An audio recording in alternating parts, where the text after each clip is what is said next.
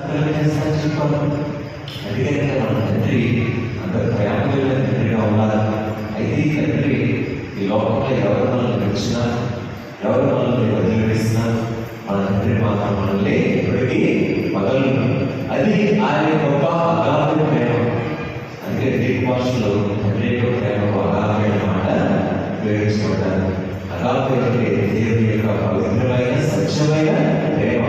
కాబట్టి ఆ ప్రేమతో మన తండ్రి కాలం నా పిల్లలారా నా ఎదురు రండి, నా ఎదురు రండి, నేను మీకు స్నానం తెలియజేస్తానని చెప్తున్నాను.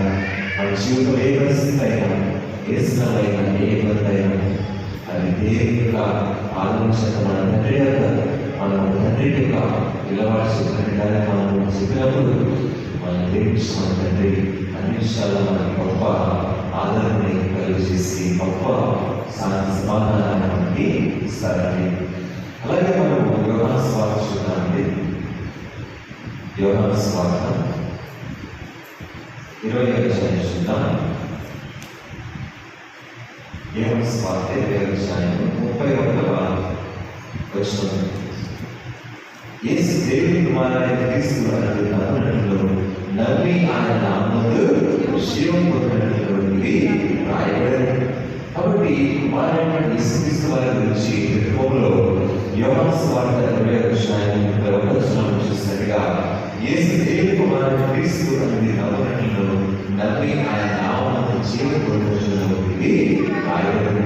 కాబట్టి యేసుక్రీస్తు వారు దేవుని కుమారుడు, తండ్రి అయిన దేవుని కుమారుడు ధర్మంలో అద్వితీయంగా ఉన్నాడనే విషయాన్ని ఈ వాక్యంలో మనం స్పష్టంగా చూడవచ్చు. మరి అయితే యోహాను సువార్తలో ఎక్కువగా యేసుక్రీస్తు మాట్లాడతారు. నన్ను చూసిన వారు నా తండ్రిని చూశారు. నన్ను విశ్వసిస్తే నన్ను పంపిన వారిని మీరు విశ్వాసం ఉంచట్లే.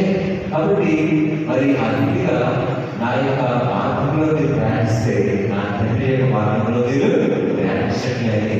అనేక సార్లు నేను నా తండ్రి ఏకమైనాను అని అనేక మార్పులు అందుకని యేసుక్రీస్తువారు చెప్పారండి. అందుకని దేవుని సంగమా తండ్రి కుమారుడు మరి ఏ రీతిగా ఆయన ఏకమైనారు. మరి యేసుక్రీస్తువారు కూడా చూస్తే ఆయన ప్రతిరోజు కూడా తండ్రితో సహవాసం ఆయన చేసేవారు. ఆయన యొక్క గొప్ప బలం వారి లోకంలోని గొప్ప కార్యాలు యేసుక్రీస్తు వారు చేశారు. అంటే మతస్వార్థ ఆలోచనలు